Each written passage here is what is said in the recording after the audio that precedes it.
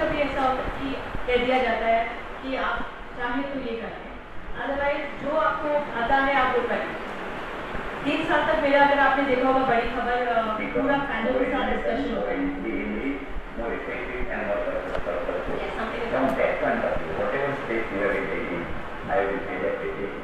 गतिविधि में अनुसंधान मुख्य रूप से क्षेत्र अध्ययन, सर्वेक्षण और मौके पर जाते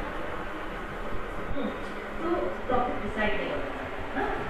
हम जब सुबह न्यूज़ देखते हैं, अब जैसे मैंने परसों जावड़ेकर जी का, जो हमारे एनवायरमेंट मिनिस्टर हैं, उनका इंटरव्यू क्यों किया, मैंने जैसे इंडियन एक्सप्रेस की अखबार उठा के देखा, उसमें लिखा था लीव दिल्ली।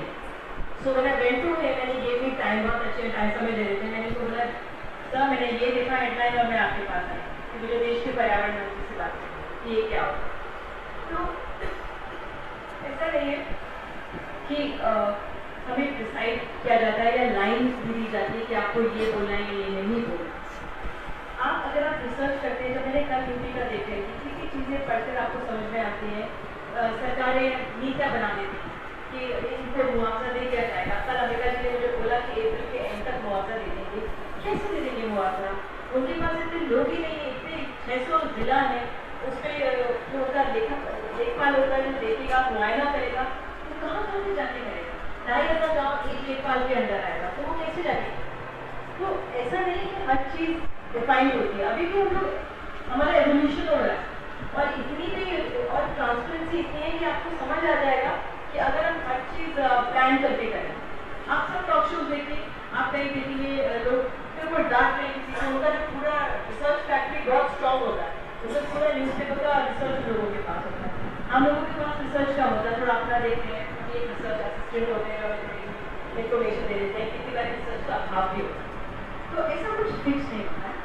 और जो डायरेक्शन है, कभी कभी यस ड्यूरिंग द कन्वर्सेशन, बहस के दौरान ही आपको इतनी सारी जानकारियाँ मिलती हैं कि आप हैरान हो जाते हो और फिर वो उसी का कंक्लूजन जरूर होता है। तो कुछ फिक्स ऐसा नहीं है, कोई फिक्स मैच एटलीस्ट हमारे में। अच्छा, दूसरी बात, जो स्पीच का भाव कह रहे थे, मैंने बहुत मेहनत इस पर नहीं की है, लेकिन सिर्फ एक चीज़ का मैं ध्यान रखती हूँ, जब हम किसी कोई गुजर जाता है, जब कुछ हो जाता है, तब आप अपना स्पीच को थोड़ा सर्च कर सकते हैं। नाम ज़्यादा बता सकते हैं, नाम यहाँ पे देते हैं, इन्फ्लुएंस ज़्यादा एक्सपीरियंस है, मैं तो इतना नहीं। और किसी बार हमें जब हम फील्ड पे जाते हैं जोर जोर से बोलना पड़ता है, तो मेरी सिस्टर मुझे कहती थी कि आप इतना चीख क्यों रहे थे? एक्चुअली माइक पहना हुआ है, हमें तो इतना चीखने की ज़रूरत नहीं है, लेकिन क्योंकि इतना साउंड कान का हुआ था, चारों तरफ एनवायरमेंट का भरा होता है सामने, कि आप ऑटोमेटिकली सोच सकते हैं, ऑटोमेटिक। तो यस, इसमें नियंत्रण करना बहुत ज़रूरी है। और आप लोगों के पास तो समय मिला, तो समय पता नहीं कैसे निकल गया, लेकिन हाँ, आप लोग इस पर वर्क कर सकते हैं।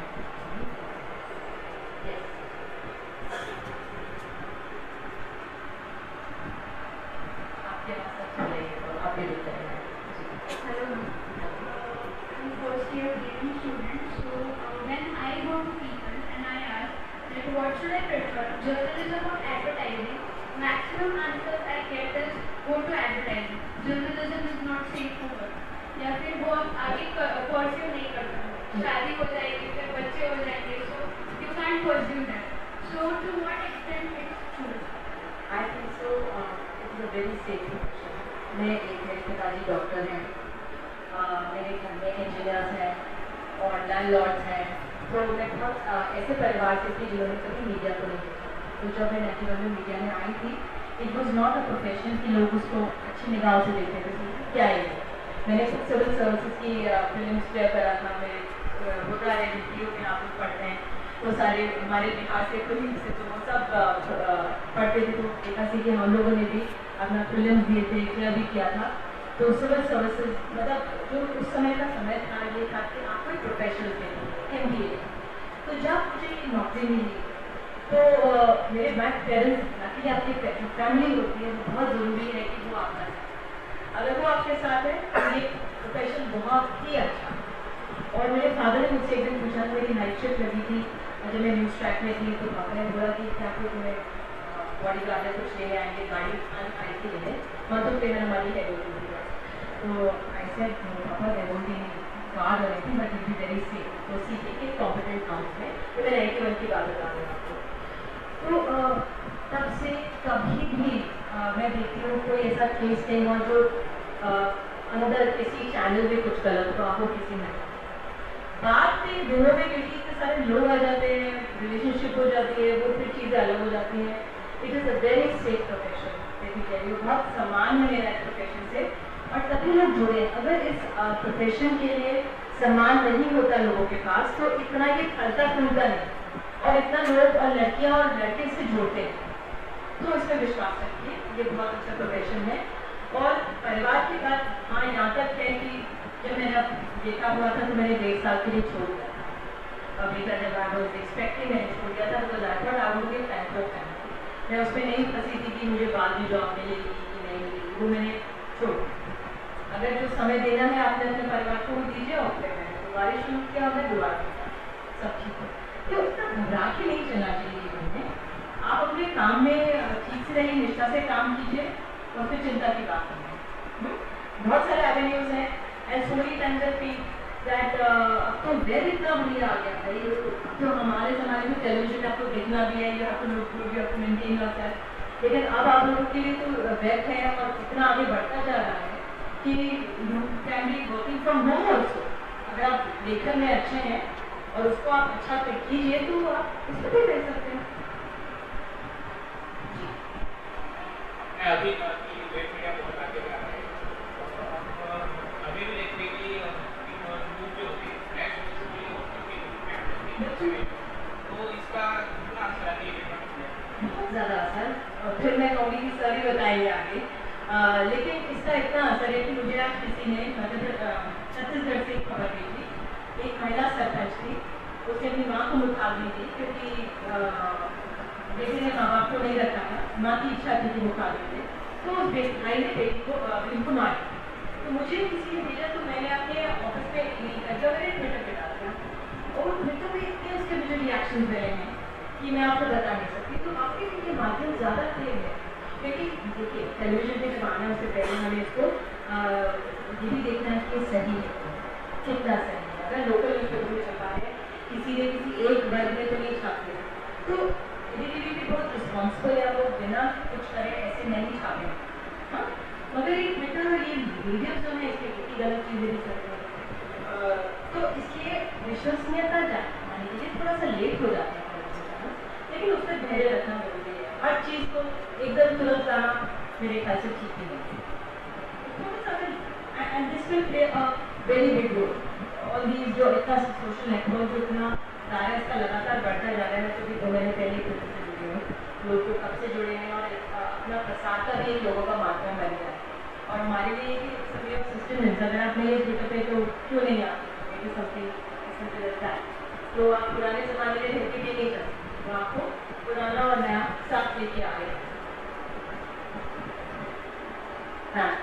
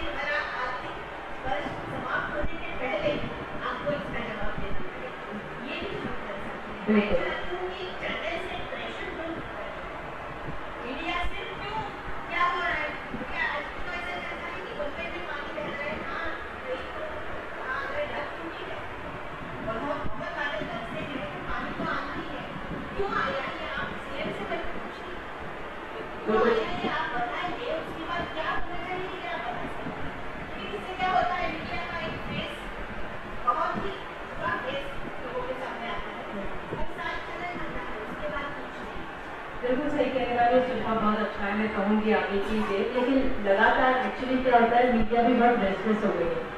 अब कल परसों जब मैं जावेदकर जी से मिली तो मैंने कहा 1 महीने पहले मैं आपसे मिली थी और आपने कहा था एक रिपोर्ट आई थी कि Delhi is the world most polluted city.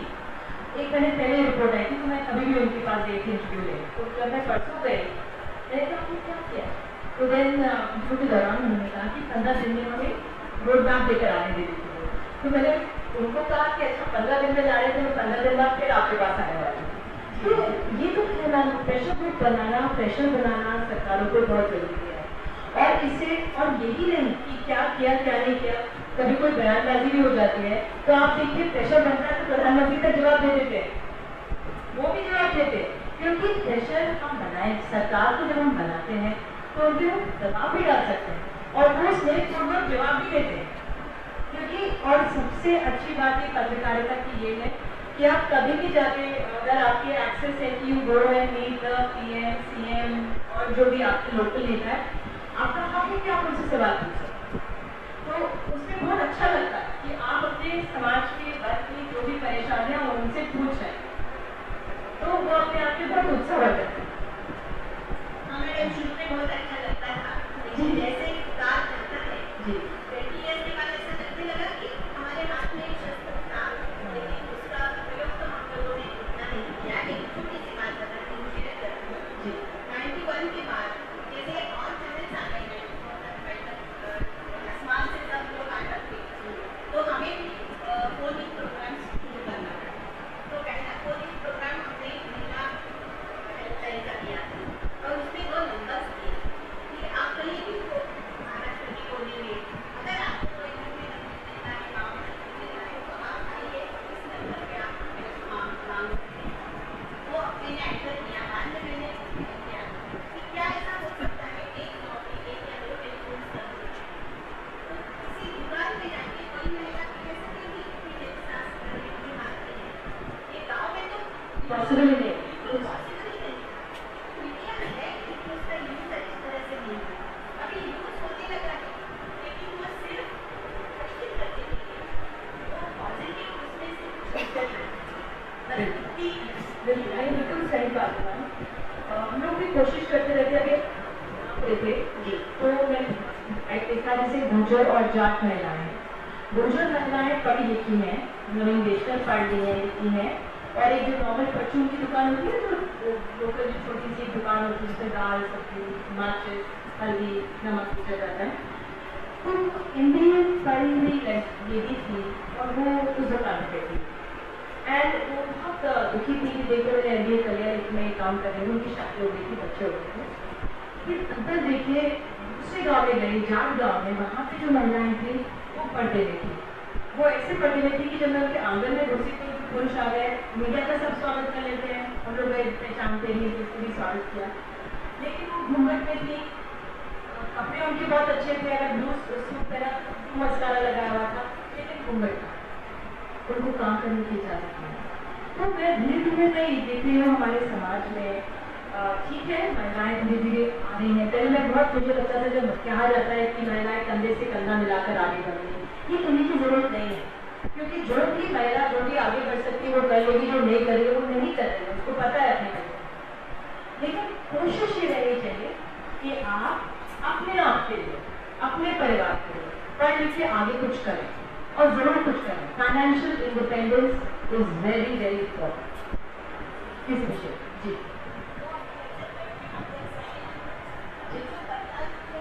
जी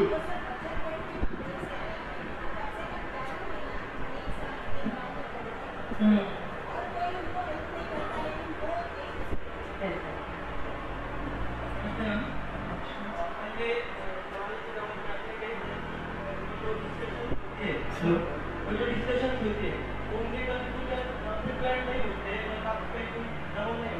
मैं ये जानना चाहता हूँ कि as a anchor as a channel अगर आपको कोई इशू है उस पर डिबेट कर रही है तो जरूरी नहीं कि आपके चैनल का या एज एंकर आपका जो कंक्लूजन आने वाला है वो पॉपुलर व्यक्ति एक बार अपनी स्वायत्तता हमें एज एंकर रहती है। आपको एंकर का मतलब क्या होता है? जो शिप को एंकर, इतनी बड़ी शिप, इतनी भारी शिप जो हाँ जमीन पे चला जाता है, वो एंकर होता है। एंकर बनना एक रिस्पॉन्सिबिलिटी, बहुत बड़ी रिस्पॉन्सिबिलिटी। कभी भी ये मत सोचिएगा कि आपको सिर्फ मेकअप लगाकर पढ़ाई लिखाई करता है, आप सिर्फ जाके बैठ जाएंगे, लोगों के व्यूज ले लेंगे और वो समाप्त हो जाएगा, ऐसा नहीं। एक बार मैं आपको बताती हूँ, बार बार नेट पे भी आता है, एक बार ब्रेक हुआ था। क्या होता है, दिमाग में प्रेशर रहता है कि सभी जो पक्ष है उनका व्यू आना चाहिए। तो एक बार हम कुछ डिस्कस कर रहे थे, तो कांग्रेस का व्यक्ति नहीं था, तो मैंने ब्रेक में एक जर्नलिस्ट बैठे हुए थे, उनको बोला कि आप कांग्रेस का पक्ष भी रख लीजिएगा। वो ऑडियो लीक हो गया, साउंड मिक्स करने अपनी जॉब ठीक से नहीं करी तो वो ऑडियो लीक हो गया। तो जो पकड़ने वाले हैं ना, उन्होंने बोला ये तो कांग्रेस सपोर्ट है, तो ऐसे पीछे पड़ गए थे। मगर आपको अपना रिस्पॉन्सिबिलिटी कोई बात नहीं होगा, कहने दीजिए, जिसको बोलना है वो बोल लीजिए। मैंने उस पर डिस्कस भी नहीं करा था कोई कांग्रेस का, लेकिन मैं आपको कहना चाहती हूँ, being an anchor is very very important. आपको अपने चैनल की निष्ठा, उसकी जो आइडियल्स है, जो आपकी सोच है, ये आपकी सोच कह सकते हैं शो के बाद कि मुझे गुस्सा गया और ये मैंने किसी को बोल दिया और कोई अपशब्द का भी इस्तेमाल करती, बिल्कुल दिस इज नॉट अलाउड। तभी एक एंकर और टॉक शो संचालन तब होता है तो आप उसको गरिमा से हैंडल करते हैं। जो कुछ बहुत प्रभावी लोग हम देखते हैं, अंग्रेजी स्टैट्स में भी देखते हैं, बहुत जोर जोर से बोलते हैं, वो स्टाइल है उन लोगों को, वो उनका वो चैनल अलाउ करता है, ठीक है। तो सबका अपना अपना, मैं आपके सामने खड़ी हूँ, मेरा एक अलग स्वभाव है, मेरा एक अलग तरीका है काम करने का। मेरे से 10 गुना बहुत अच्छे एंकर हैं, उनका बहुत अलग स्टाइल है। वो आएंगे भी रूम में तो सबकी गर्दन मुड़ जाएगी कि वाह कोई आया, यहाँ पे मैं आऊँगी तो किसी को पता भी नहीं। तो सबका अपना अलग अलग प्रभाव होता है। देखिए, बात है रिस्पॉन्सिबिलिटी के साथ आपको अपना काम करना चाहिए, और जो सोच है, जो कहते हैं ना, जैसे पार्टी की नीति है, कांग्रेस की नीति है, बीजेपी की नीति है, पार्टी की नीति है, उससे आपको हटना नहीं है। आपके मन में कुछ होना चाहिए, भाव होना चाहिए, तभी तो आप किसानों को डिस्कस करेंगे या तभी आप कोई पॉलिटिकल मुद्दे को डिस्कस करेंगे। तो उससे भटकने की जरूरत नहीं है, लोगों को जागरूक करना है और लोगों की बात सुननी है बस। और एक पॉपुलर अनपॉपुलर वो आपको डिसाइड करने की जरूरत है। टीआरपी के चक्कर में तो देखो कुछ नहीं, वो हमें नहीं कहा जाता, उसमें फंसने की भी जरूरत नहीं। मैडम जी मेरा सवाल आपसे है।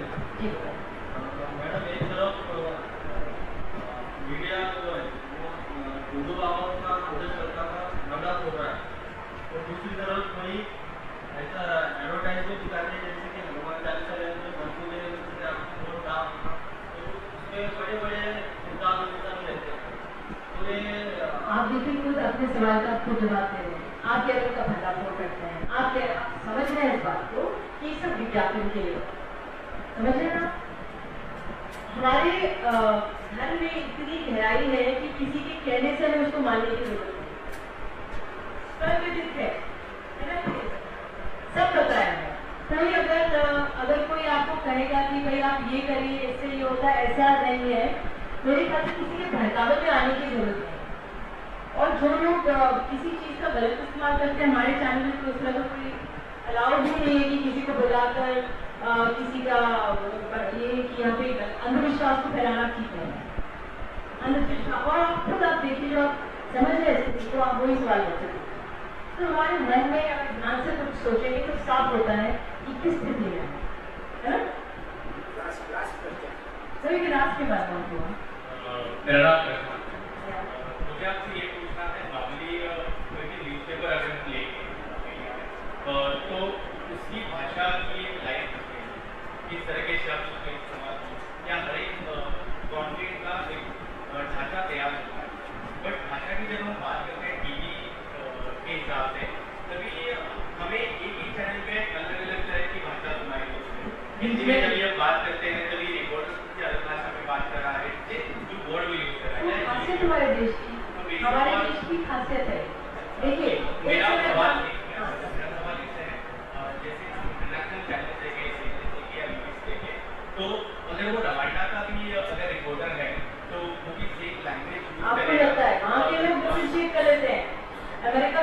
ये डिस्टिंशिएट करें थे वो कैलिफोर्निया उसमें चिन्ह है कि वो लॉस एंजलिस का है कि वो न्यूयॉर्क का है। अच्छा, जो यूरोपियंस हैं इधर की तरफ उनका भी स्लैंग अलग होता है। हम क्या देखते हैं, लगता है कि इस तरह से बोल रहे हैं। और नाम के ज़माने की बात अगर आप बताऊँ, समेलिया दूरदर्शन जिसको मैंने हमेशा देखा है, याद होगा आपको, जो एंकर होते थे कुछ सीधा देखकर स्माइलिंग भी लाउड नहीं होता था, बहुत कम 2-3 एंकर्स के स्माइल तरह जाते थे, याद है आपको? ऐसा हम लोग के बड़े लोग प्रतिमा पूरी ये सब होते थे, शर्मा सिद्धांत जी का वो एक रोज होता था जो, तो इन द सेंस ये भी बदल रहा। अब इतना टीवी इतना एक्सपैंड हुआ है, तरह तरह हर राज्य से रिपोर्टर्स आके जुड़ रहे हैं। ये नहीं कहेंगे कि आप यहाँ से नहीं लेंगे, आप हमारे जब हम दिल्ली में न्यूज़ करते हैं तो जो हमारे मुंबई के हमारे रिपोर्टर होते हैं उनमें हल्का से मराठी होता है, जो बिहार के या बंगाल के या साउथ के होता है हल्का से जो आपको सुनाई देता है, अच्छा लगता है, पता लगता है वहाँ के लोकल हैं, इसमें क्या बुरा है? मुझे तो लगता है हमारे, देखिए मुझे लगता है कि जो मेन हब एंकर है उसमें एक उतना वो नहीं हो, लेकिन अगर थोड़ा आगे जाए हमारे देश का, मैं कहती हूँ खूबसूरती, इसमें मुझे लगता है, ये मेरी अपनी पर्सनल ये है, कहीं इसको आप बिना कह दी मुझे चाहिए नहीं, लेकिन मुझे लगता है कि इतना तरीका है बोलने का, उसकी अपनी मिठास होती है रीजनल। आपको अगर आपको कोई मराठी में कोई मैं बोलूँगी तो आपको अच्छा लगेगा, सुने आपको अच्छा लगेगा, तो उसमें भी इतना उसकी बात नहीं, मुश्किल की बात नहीं। Good afternoon. Good afternoon. Yes, but where is Mike? You said good afternoon to him. Okay, good afternoon to you. Next. Ma'am, मैं BMM का स्टूडेंट हूँ और हमें सिखाते वक्त ये बताया गया था कि हम लोग को हर चीज़ को सोच समझ के उसके बारे में बोलना चाहिए, या फिर वो चीज़ ध्यान में रखते हैं हम लोग मास को अपने हिसाब से इंफॉर्मेशन दे रहे हैं तो उसकी जानकारी होनी चाहिए।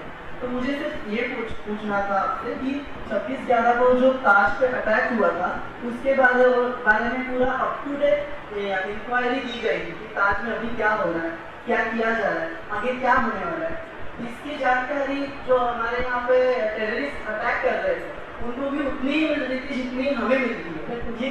ये कितना बराबर है या कितना गलत है? इसके बाद आपको याद होगा सरकार ने कुछ वो भी दी थी, कहा भी था कि इतना रिपोर्ट नहीं करना चाहिए, ये गलती है। देखिए मीडिया भी इन्वॉल्व कर रहा है, मुझे ये लगता है कुछ चीज़ों में आपको दूर रखना चाहिए। जैसे चार्ली हेब्डो का हुआ, आपको याद होगा चार्ली हेब्डो का, हम किसी और न्यूज़ के लिए गए थे और चार्ली हेब्डो का जो हो गया था वहाँ पे था, और उसके बाद जो जानकारी आ रही थी मिल रही थी और चैनल जो लगे थे कि कुछ चीज़ें छन कर आ रही थी, कितनी चीज़ें मैं आपको बता दूँ हम लोगों को मीडिया में दे दी जाती है, कितनी चीज़ें आप तक पहुँचाई गई। और ये बिल्कुल सही है कि जब हमारे देश की ऐसी बहुत संवेदनशील चीज़ें होती हैं, हम वाकई में हमें बहुत ही रिस्पॉन्सिबिलिटी से मीडिया को अपना काम करना चाहिए, एक सीमा होनी चाहिए जिसको हमें नहीं लाना चाहिए। हेलो मैम, अभी आपने बात कही कि स्टडी और रिसर्च करना चाहिए, अभी माध्यमों में भी इलेक्ट्रॉनिक ट्रेड कभी आगे है, तो विश्वसनीयता कौन सी है कि आप स्टडी किसके बारे में सोच सकते हैं ये विश्वसनीयता है? रिसर्च का मेरा तात्पर्य था जो लेखन है, एक्सपर्ट्स के गायन है, वेरियस वेबसाइट्स में आप जाके देखिए, अखबारों में देखिए। आजकल देखिए हम लोग सोचते हैं कि हमें ये जैसे पूरा न्यूज़ होता है बता रहे हैं, और जब मैंने पढ़ने बैठी तो पी साइन ऑफ का आर्टिकल मैंने देखा जो उन्होंने महाराष्ट्र और छत्तीसगढ़ के ऊपर लिखा हुआ था फार्मर्स के सुसाइड का, तो ज्ञानवर्धन हुआ। अब अगर आप किसी भी सब्जेक्ट पढ़ने बैठेंगे तो बिहार है लिखा हुआ लोगों का, हम सोचेंगे और नाम लोगों ने पहले से लिखा हुआ, तो उसको पढ़ने की बहुत जरूरत है। मैं ये नहीं कह रही कि आप टीवी कुछ मंगा लीजिए, TV is very good only when something latest is happening, you know, कोई चीज़ लेटेस्ट हो रही है तो उसमें आपको अप टू डेट जानकारी मिल जाएगी। जैसे अगर कश्मीर में फ्लड रहा है, क्या सिचुएशन है, तो वो उसका रिसर्च आपको भी नहीं मिलेगा, पढ़ने की जरूरत नहीं है, वो अभी जो हो रहा है आप 2-3 चैनल सर्च करिए, आपको लेकर जाता है। लेकिन अगर आप कोई बहुत सब्जेक्ट पे जा रहे हैं जिसको आपको अध्ययन करना है कि किस तरह से किसानों की स्थिति है, या हमारे समाज में कितने अस्पताल हैं, या ये महिलाओं के साथ ये हुआ तो इस राज्य में पहले क्या स्थिति, तो उस लिहाज से अध्ययन करना हो। दूसरा सवाल ये है कि एंकर के लिए कुछ ऐसे निकष है क्या कि आवाज़ अच्छी चाहिए या कुछ दिखने में अच्छा चाहिए? देखिए प्रेजेंटेबल तो होना चाहिए, हज़ारों लोगों में क्यों आप टीवी पर आएंगे और क्यों आप न्यूज़ करेंगे, कुछ तो होना चाहिए जो आपके सिलेक्टर्स हैं उनके कुछ मापदंड होंगे, वो सोचेंगे, देखेंगे एंड देन जी। आपकी आवाज़ नहीं आ रही है।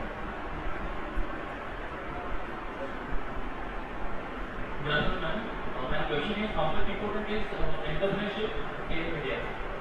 Entrepreneurs. Yes, sir. If someone want to learn purchase and put a new Starters of company. Sir ये तो मैं बड़ी बात छोटी, मैं तो अभी काम ही कर रही हूँ। ये तो किसी अब जब आएंगे परसों जब भी उनसे पूछेगा कि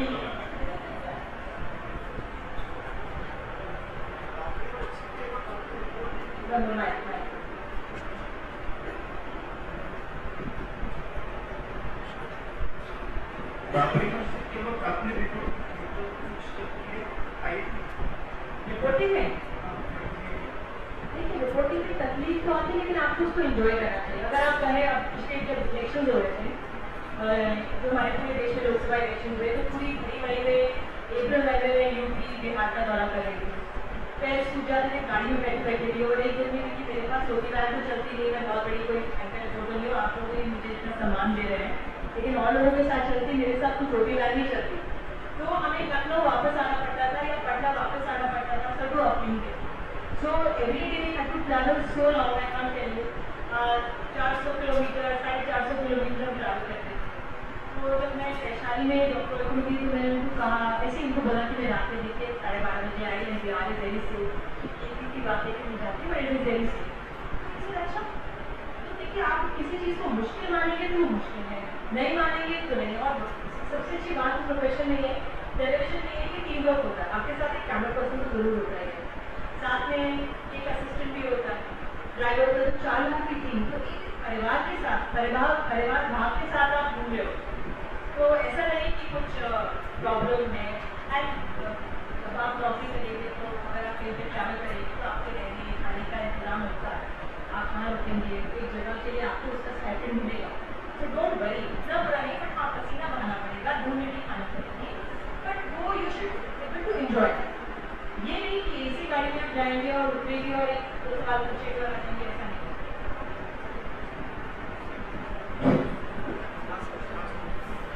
Hello ma'am, good afternoon. My name is Amar. I am from Pune AMCC. My question is, what is the exact meaning of paid news and how it should be identified? Again, there are बहुत सारे ये paid news के आरोप सही हैं। नहीं, but जब कोई नेता ये अपना प्रचार के लिए जाते हैं, बार-बार न्यूज़ चैनल वही करते हैं, क्या वही पेड न्यूज़ है? होता होगा बाबा, मैं उस संचालक की इसमें नहीं हूँ, लेकिन ये आरोप लगे भी हैं, ऐसे सही भी हुआ होगा, सब ऐसा नहीं कि झूठ है, होता होगा, ये सब होता है, ऐसा नहीं। लेकिन हर उसकी अपनी निष्ठा वो अलग है। Last question has to be from a girl. बहुत कम लड़कियों ने पूछा, भाई अब चलिए पूछे चलिए नमस्ते।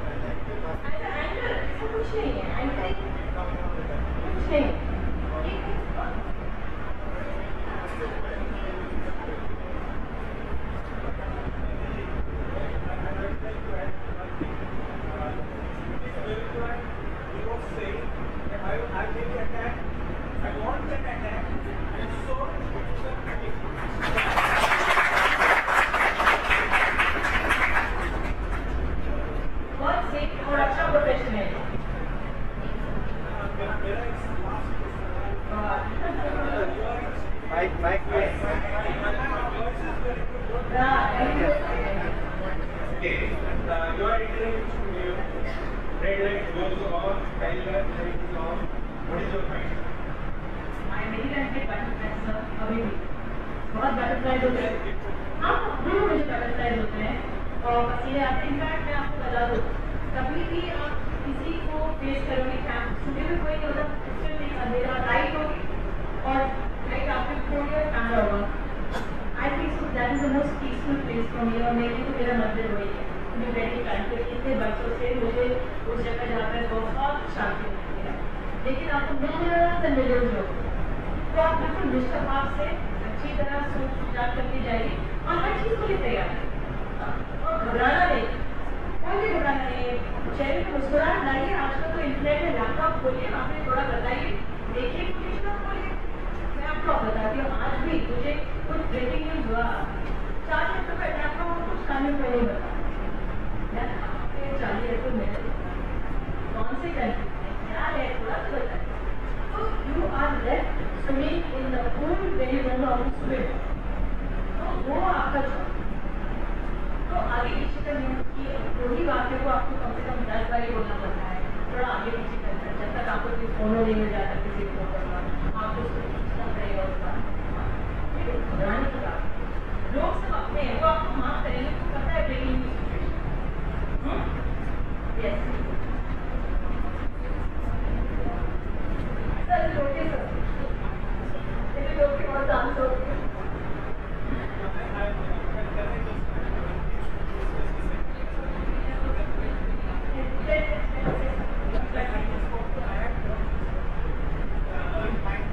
Remember, maybe you might have forgotten, but I was there on camera when you did your scene in 1999.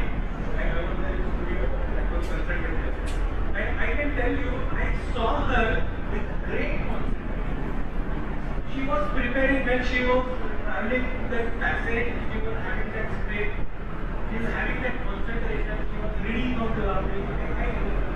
I was watching all this preparation, and that's why I specifically asked this question: how do we prepare for this particular great time? Shalina may have heart attack otherwise. मुझे अभी भी लोग कहते हैं student हो गया। देखो ऐसे मेरे जो जूनियर्स हैं वो आए क्या आगे से ये कर रहे थे, मैं नेट पे इतना कागज में भी हो, जब मैं काम मेरे स्कूल में करती मैं नोट्स लिख लो आना जैसे 5 टू रियलाइज ठीक है हमारा जिंदगी ऐसी नहीं है। स्कूल को उसमें पत्थर पढ़ना है, सबका अपना अलग शब्द है। कुछ लोग बताएं तो बताए थे वो भी ये अच्छा टेक्निक भी मैं बताऊँगा। लोग दूर से मेरे यहाँ पर तो इतना हो गया जाते होते हम कभी बार पूरा है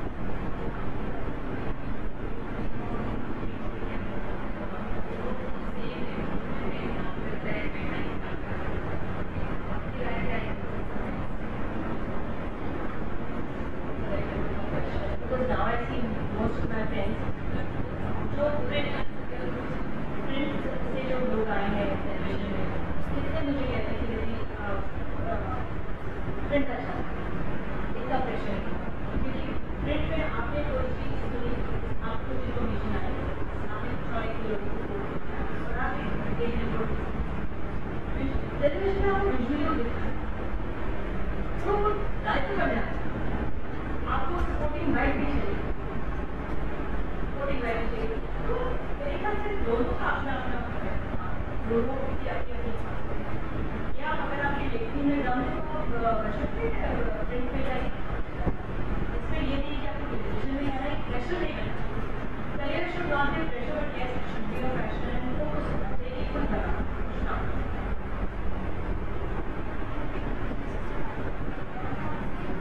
ओके लास्ट क्वेश्चन।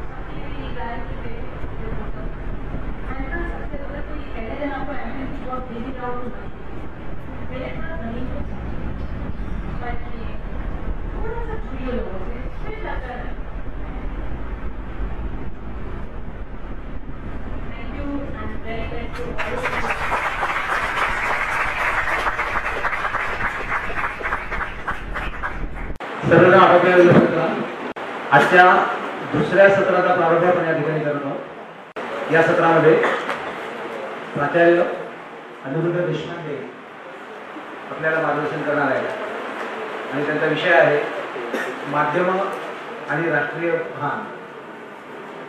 मी सरांना विनंती करतो की त्यांनी आपलं बोलणं। मला असं वाटतंय की सगळ्यांना मराठी समजतं, मराठी बिलकुल समजत नाही असं पण नाही ना, तर मग मी हिंदीमध्ये बोलण्याची चेष्टा करेन।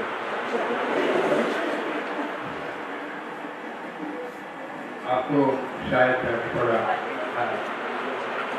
जरा भी बेर समटाइम्स।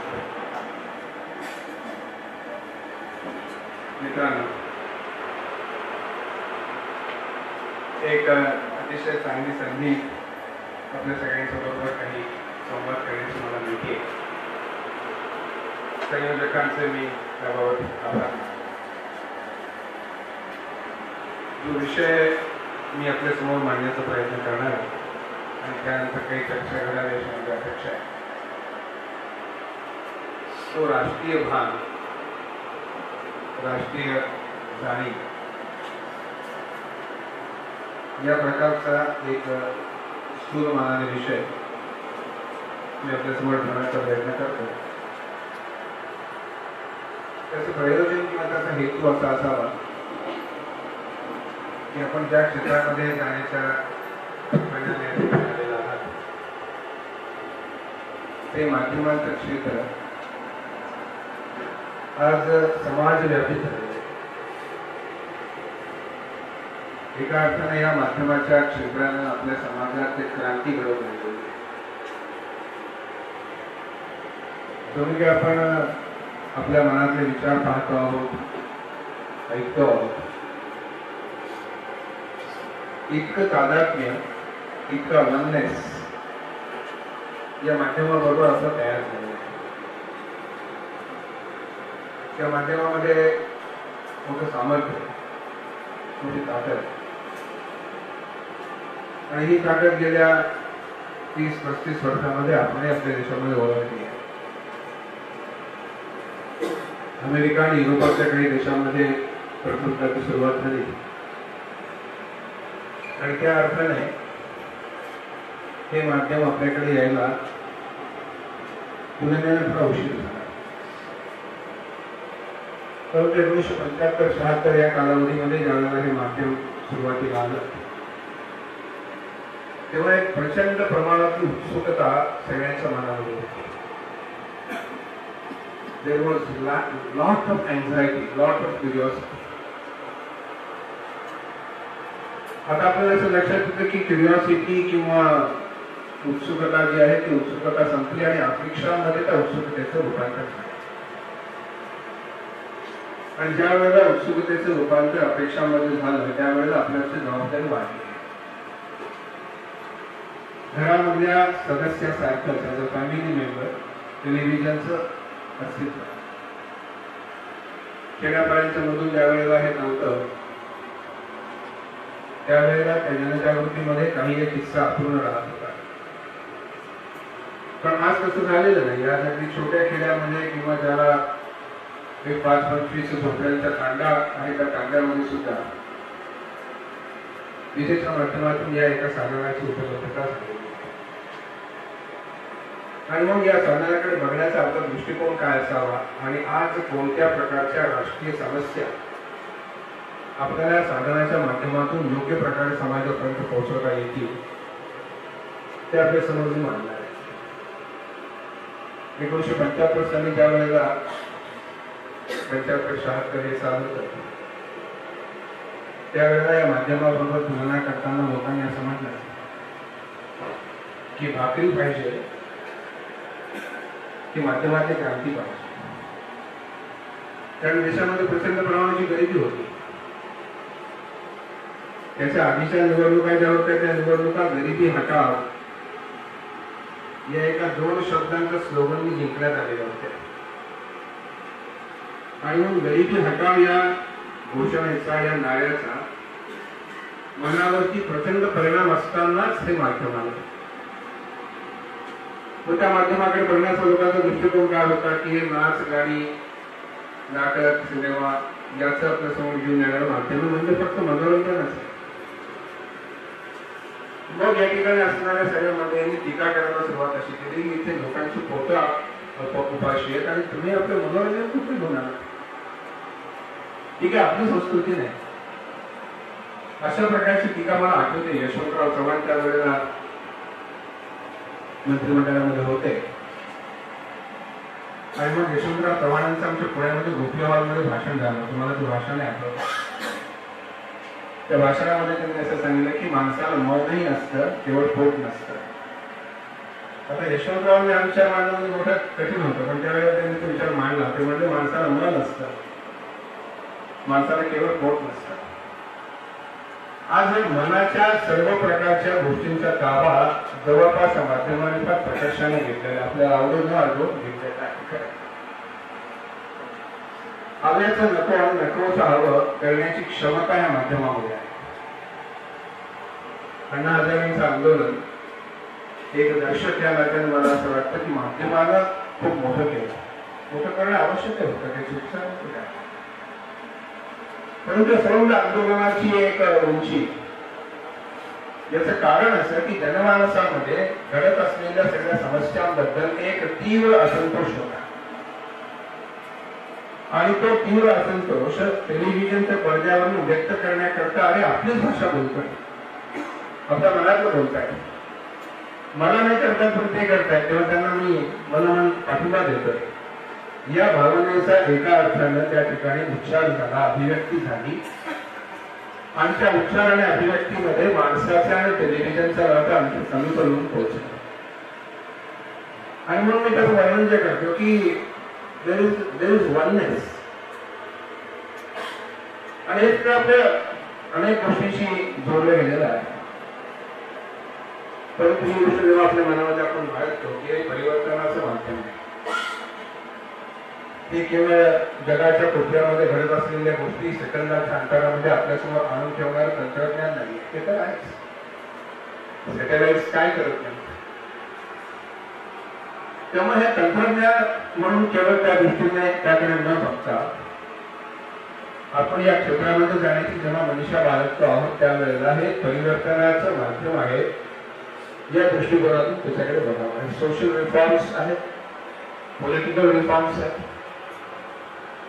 आज राजनीतीच्या क्षेत्रानं आपल्या सगळ्या समाजाचं मन व्यापून टाकलंय आणि ज्यावेळेला राजनैतिक क्षेत्रानं मन व्यापलेलं आहे त्यावेळेला आपल्या अपेक्षा देखील आपण व्यक्त करतो. काल मी दिल्लीहून परत आलो आणि येताना त्या टॅक्सीमध्ये बसलो होतो कॅबमध्ये बसलो होतो आणि एक पुण्यामधला पूल गेले 3 वर्ष बांधकामाने रखडलाय. तेव्हा तो सिग्नल लागलेला होता आणि तो थांबला. त्याने काय सांगितलं का हे मोदी सरकार काय म्हणजे पूल 3 वर्ष रखडलाय, अजून हा पूल तयार नाही. तर मोदी सरकार येऊन 9 महिने झाले, पूल रखून 3 वर्ष झाले, पण त्याची प्रतिक्रिया मात्र राजनीतीची. असं काही ना काहीतरी कुठलं ना कुठलं क्षेत्र आज समाजाच्या मनावरती कब्जा बाळगून आहे, ताबा बाळगून आहे. अशा वेळेला त्या मनाला एका योग्य दिशेनं परिवर्तित करण्याचं काम आपल्याला करायचं आहे. इतकी मोठी अपेक्षा आपल्याला या प्रसार माध्यमाकडनं ठेवता यावी असं सामर्थ्य प्रसार माध्यमामध्ये आहे. ज्या वेळेला जयप्रकाश नारायण या सगळ्या आंदोलनामध्ये होते त्यावेळेला टेलिव्हिजन अस्तित्वामध्ये नव्हतं. परंतु त्याच्यानंतर जनता पार्टीचं सरकार आलं, टेलिव्हिजन अस्तित्वामध्ये आलेला होता. जनता पार्टीच्या सरकारचा प्रचाराचा फक्त एकच मुद्दा होता, मला आठवत आहे, कारण त्यामध्ये मी काही प्रमाणामध्ये इन्व्हॉल्व होतो, आणि तो म्हणजे जयप्रकाश नारायणांच्या भाषणाच्या क्लिप्स ते वारंवार दाखवत असत. बस निवडणूक जिंकण्याचं एकच तंत्र होतं. जेपी बिहारमध्ये काय बोलले, जेपी पुण्यात काय बोलले, जेपी दिल्लीत काय बोलले, जेपीना अटक कशी करून नेली, जेपीच्या हातावरती पोलिसाचा दंड नानाजी देशमुखांनी आपल्या हातावरती कसा घेतला, बस या क्लिपिंग्सनी काम करून टाकलं. आणि या क्लिपिंग्सनी काम असं केलं की राज्यसत्तेवरच्या हुट्याचा नव्हतं झाला. अत्यंत बलाढ्य राज्यसत्तेला देखील परिवर्तित करण्याचं काम त्याच्याने केलं. उदाहरणाला तुम्ही बाकी महत्वाचं मानू नका, काय घडतं याकडे बघा. समाज मनाचा आरसा शब्द जरा गोंधळीत झाल्यासारखा वाटला तरी देखील समाज मनाचा आरसा या माध्यमामध्ये आहे. आणि त्या आरशाचं प्रतिबिंब त्याच्यामध्ये दिसणारे आरशामध्ये सहीच दिसतं, असं आरशामध्ये खोटं काही दिसत नाही.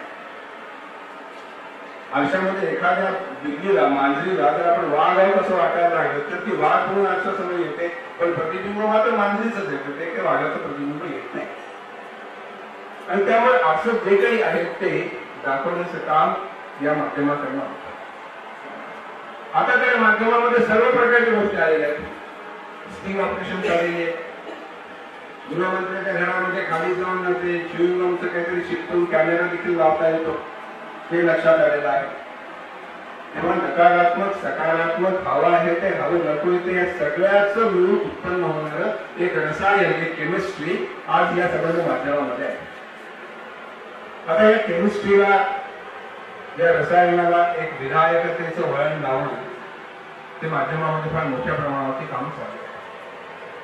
आणि या माध्यमाच्या असणाऱ्या ताकदीचा अंदाज घेऊनच एक 4-5 विषय मी आपल्यासमोर मांडले. ज्याला राष्ट्रीय भाग असं म्हणायचं असेल, राष्ट्रीय जाणीव असं म्हणायचं असेल तर आपण म्हणू शकता. पहिली गोष्ट अशी की या अँकरच्या कामामध्ये जाणाऱ्या माणसानं आपला समाज पहिल्यांदा ओळखला पाहिजे. आपल्या समाजाचं मूलभूत चित्र त्याला लक्षात आलं पाहिजे. आपला समाज हा बहुविध आहे, बहुसांस्कृतिक आहे. त्याच्यामध्ये फार वेगवेगळ्या प्रकारचे छटा आहेत. मी काही कोणी पूर्ण समाजशास्त्राचा अभ्यास केलेला माणूस नाही, पण मला असं लक्षात येतं मी काही ना काही कामासाठी देशभरामध्ये फिरतो. भिन्न भिन्न प्रकारच्या कल्पनांचा असणारा, अंधश्रद्धांपासून ते उत्तम विधायक काम करणाऱ्यांपर्यंतचा हा समाज. भाषा भिन्न आहे, रहनसहन भिन्न आहे, खानपान भिन्न आहे, देवाधिकांच्या कल्पना देखील वेगवेगळ्या, घरामध्ये होणाऱ्या व्यवहारामध्ये भिन्नता. एवढं सगळं असताना सुद्धा या देशाची ओळख एक 5000 वर्षांपूर्वीचा असणारा देश अशी असल्यामधलं रहस्य काय तर ओळखायला लागले. आणि त्या रहस्याला फिरवण्याचं काम मात्र करता कामा नये. त्याचं त्याला मी म्हणतो ते राष्ट्रीय भान आहे. पुष्कळ प्रयत्न आपल्याकडे झाले. आजी विरुद्ध द्रविड नावाचा संघर्ष आजही काही प्रमाणामध्ये चालू असतो. परंतु समाज मनाच्या या संघर्षानं खूप मोठा ताबा घेतलेला नाही, खूप मोठी पकड घेतलेली नाहीये. आपल्याला काय करावं लागेल, आपल्याला या समस्याचा अभ्यास करावा लागेल. या समस्यांच्या मध्ये नेमकं काय घडलेलं ते बघावं लागणार. मोठ्या प्रमाणावर त्या सामाजिक विषमतेचं चित्र आपल्याला बघायला मिळतं. उच्च-निचतेची दरी आज मोठी उंडाळलेली आहे. आर्थिकदृष्ट्या दुर्बल असणाऱ्या माणसांच्या व्यथा वेगळ्या आहेत. सर्वात अधिक उत्पन्न मिळवणारा आणि सर्वात कमी उत्पन्न मिळवणारेच नॅशनल सँकर सर्व्हेनं सांगितलेलं चित्र आपल्या देशातलं जगातलं सर्वात मोठं आहे. जगातलं सर्वात मोठं, कारण जगाची सर्वात मोठी गरिबी आपल्याकडे, त्यामुळे यामध्ये असणारे अंतर सर्वात मोठं आहे. आणि त्या अंतर आपल्याला आश्चर्य वाटेल ते 8,000 पटीच आहे. तेव्हा हा समाज समजून घ्यावा लागेल आणि तो समाज समजून घेतल्यानंतर त्याच्यामध्ये आपल्याला कुठून कुठे उभं राहायचं आहे ते निश्चित केलं पाहिजे. आजही एक सर्वे असं सांगतो की आपल्या देशामध्ये असणाऱ्या 30% गावांच्या मधून एकत्र पाणी पिण्याची व्यवस्था नाही. ते मंदिराचा प्रवेश सोडून गेला, तो त्याच्यातच श्रद्धेचा विषय म्हणून मी त्याकरता जरा मागे जात नाही. परंतु एका जागी असणाऱ्या सार्वजनिक पाणवठ्यावरती प्रत्येक व्यक्तीला पाणी प्यायची मुभा आहे असं नाही. मग तिथे जाऊन शोध नको घालण्याला की नेमकं कसं करेल. लोकांना भेटून त्यांच्या अंतःकरणातल्या समस्या जाणून घ्याव्या लागतील की एवढा देश स्वतंत्र झाल्यानंतर देखील आता 7 दशकांच्या कालावधी लोटत आलेला आहे, परंतु या समस्या मात्र अजूनही स्त्रियांच्या असुरक्षिततेकडे आपल्याला 21व्या शतकाच्या प्रारंभी सुद्धा तितक्याच गांभीर्याने बघावं लागतं. फक्त त्याचं रूप बदललेलं आहे, फक्त फॉर्म बदललेला आहे. त्या फॉर्म मध्ये कदाचित बदल झालाय, पण परिस्थिती मात्र बदललेली लक्षात येत नाही. तेव्हा त्याच्या सगळ्या कारणांचा शोध घ्यावा लागणार. सुशिक्षितांच्या घरापासून ते गावाच्या बांधावर घटनांपर्यंत स्त्री आणि पुरुष यांच्यामध्ये असणाऱ्या सम्यक दृष्टिकोनाचा, निरोगी दृष्टिकोनाचा, निकोप दृष्टिकोनाचा अभाव समाजामध्ये का उत्पन्न झाल्याचं अध्ययन करावं लागेल. आणि अध्ययनाची सर्व प्रेरणा तो समाज सुधारावा याकडे जावं लागेल. या देशामध्ये तरुण नक्सलाईट का होतो? सगळ्याच्या सगळ्या पशुपती नाटापासून ते आपल्याला लक्षात असं येतं की स्वर्णातापर्यंत हा जर संबंध एक रेड कार्पेट नावाचा सगळ्याचा सगळा पट्टा आपल्यासमोर लक्षात येतोय. प्रश्न मनामध्ये असा येतो की हे सगळं घडताना या देशामध्ये हिंसाचार होतो. 1, 2, 5, 10 नव्हे तर हजारो माणसं जातात. या हजारो माणसामध्ये एखाद्या दुसऱ्याच माणसाला मारायचा इरादा असतो, परंतु सामान्य माणूस मात्र म्हणतो. याच्या पाठीमागे काय? कोणी त्याचं कौतुक करेल कारण आर्थिक विषमतेच्या विरुद्धचा तो सगळा आहे. कोणी त्याच्यावरती टीका करेल कारण टीका केलीच पाहिजे. निरपराध माणूस मारतो, टीका तर केली पाहिजे. पण कधी कधी त्याच्या पलीकडे जाऊन बियॉन्ड द रियालिटी रस्त्यावरती पडणाऱ्या खुनांच्या पलीकडे असणाऱ्या कानूनी व्यवस्थेमध्ये आपल्याला जावं लागेल. मी समर्थक म्हणत नाहीये, पण त्या संशोधनाला मात्र मी अनुकूल आहे की नक्सलाइट्स मध्ये असणाऱ्या तरुणांच्या मनामध्ये निरपराध माणसावरती गोळी चालवताना हात न थरथरण्याची किमया कुठली आहे? गरिबी माणसाला इतक्या टोकाला मिळून पोहोचवते, त्याची स्वतःची गरिबी नाही, दुसऱ्याची गरिबी. मग त्याला संशोधन करावं लागेल की ज्या गरिबीच्या विरुद्ध त्याने रणशिंग केलं त्या ठिकाणची गरिबी दूर झाली का? आदिवासी माणसाला सर्वसामान्य माणसासारखी वर्तणूक मिळू लागली का? त्याच्या जीवनामध्ये हिंसाचारानंतर काही स्थित्यंतर घडलं का? शोधक वृत्तीनं आपण आपला कुठलाही निष्कर्ष न काढता राष्ट्रीय भावनाकडे आपलं मन वळवलं पाहिजे आणि त्याकरता अध्ययन लागेल. प्रश्न मनामध्ये असा येतो की अजूनही आसाम आणि त्याच्यासोबत असणाऱ्या ज्या 7 प्रांतांना पुष्कळ मंडळी त्यांना 7 सिस्टर्स म्हणतात. मी 7 सिस्टर्स म्हणायला तयार नाही. त्या 7 सिस्टर्स आम्ही कोण? आम्ही सगळेच जण 7 सिस्टर्स आहोत. पण त्यांच्या मनामध्ये मात्र अजूनही येतं की तुमच्या गावामध्ये तो जर आला तर तुम्ही सगळेजण त्याच्या पाठीमागे आपल्याकडे चिनी आला किंवा नेपाळी आला या भूमिकेतून बघतात. तो म्हणतो काय मी भारतीय आहे. याच प्रांतातल्या कोहिमा नावाच्या गावामध्ये सुभाषचंद्र बोसांनी स्वातंत्र्याची घोषणा केलेली होती. ते तुम्ही विसरता का? आजही आम्ही या ठिकाणी सर्व प्रकारच्या शंकर देवाच्या मंदिरामध्ये जात असतो, प्रार्थना करत असतो. तुम्ही आम्हाला का विसरता? परंतु त्या नॉर्थ ईस्ट मध्ये 2 दिवस देखील रिकामे जात नाही की काही ना काहीतरी हिंसाचार होत नाही. बोडो विरुद्ध नॉन बोडो त्याच्यामध्ये असतात.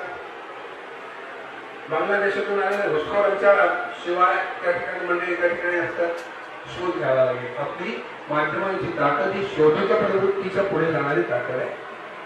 आपली दृष्टी, आपले डोळे हे शोध घेण्याचे डोळे असले पाहिजे. आपले कान सर्व काही ऐकून त्याला चालू लावून त्याचं योग्य ते तेच कागदावरती उतरवण्याचे कान असले पाहिजे. आणि हे तयार करणं ही आपली सामाजिक उत्तरदायित्वाची भूमिका.